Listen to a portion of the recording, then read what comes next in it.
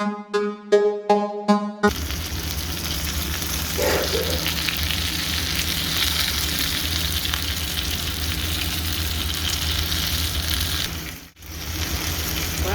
nó chụp lại là đi tập rồi